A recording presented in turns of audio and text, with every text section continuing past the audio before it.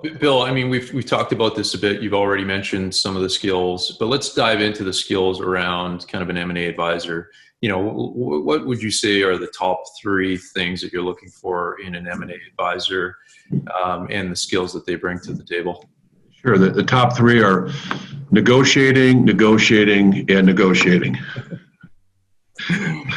You do not want, and the fourth and the fifth probably would be negotiating. It is absolutely the most important skill.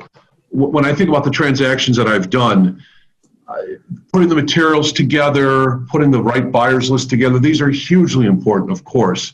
Having the right ability to contact the buyers, get that information out, set up those meetings, run those management presentations are hugely important. But when I think about the transactions I've worked on, and especially when you get a nice fee, it's quite often that phone conversation that lasts 5 or 10 minutes close to the close, and you're able to settle an issue and hold on to value or minimize damage if that's what was going on, and get that transaction across the finish line so the client is happy. And it might be a 5-minute conversation right at the end. That's that negotiating. Negotiating is not, I always talk about being poker, and it's not bluffing the other side. It's being able to read your hand and understand the hand on the other side and play those hands accordingly.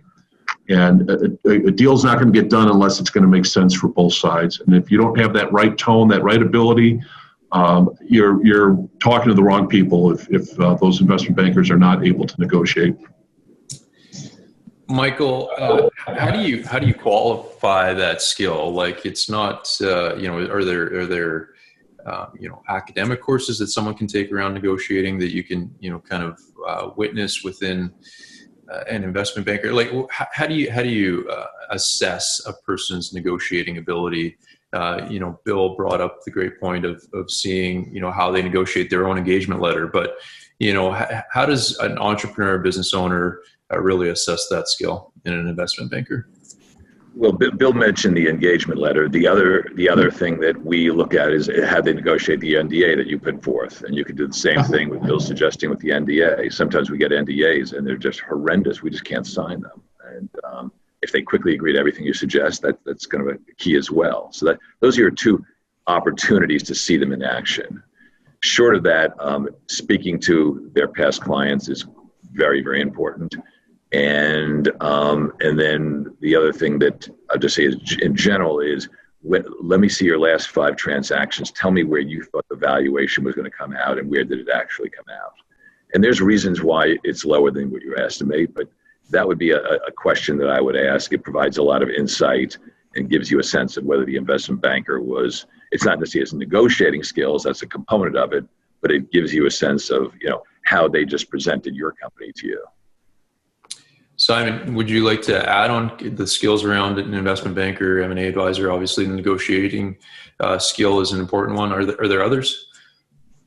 Yeah, I think, Mike, you make a good point there. I would ask for the last 5 transactions, and then I would reference those last transactions. I wouldn't just take the references that the advisor gives to me, because he's going to give you the good ones where, he said he would sell it for 30 and he sold it for 60 million. I want to see all the last 5 deals and reference those people and just understand how he added value, or she. I think in terms of how we position our skills, we believe that it's about articulating the story of the business and the right highlights and investment drivers of the business.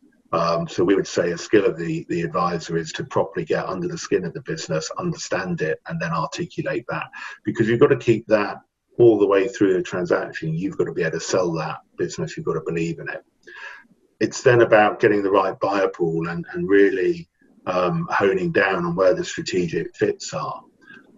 Because if you've got the best plan, but you don't send it to the right buyer pool, you're wasting your time.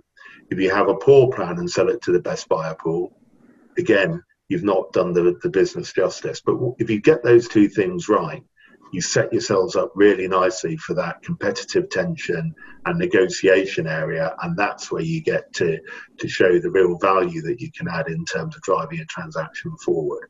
So we really see it in those kind of three key areas, and negotiations a key part of that, but it's having the platform to enable you to negotiate the best deal at that point.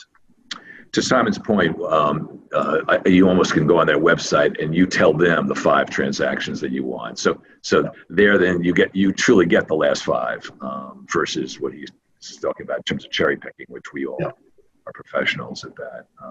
The other thing that I would just add is experience, and there's nothing like experience when it comes to just the process, the strategy, the nuance of M&A transactions. We're in a business that's half art and half science, and so experience really does make a difference.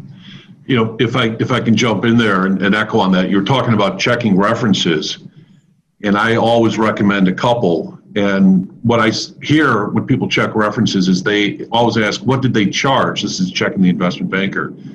Don't ask that. I always recommend, based on the end result, was their work worth what you paid? How long did it take? I think the better question is, did they do everything they said they were going to do? Do they know a lot of buyers?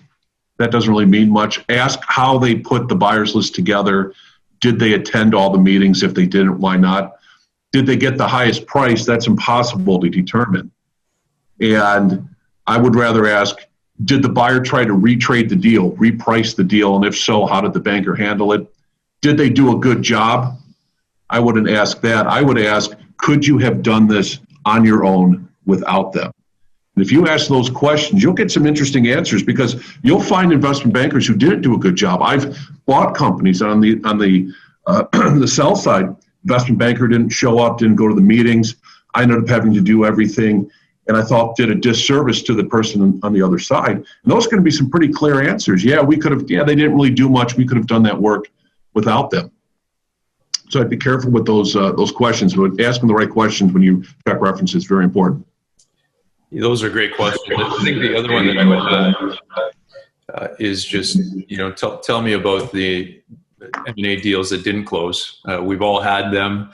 They're probably in some cases more common than the ones that do close. So, have conversations around which transactions didn't close and what went wrong in those transactions.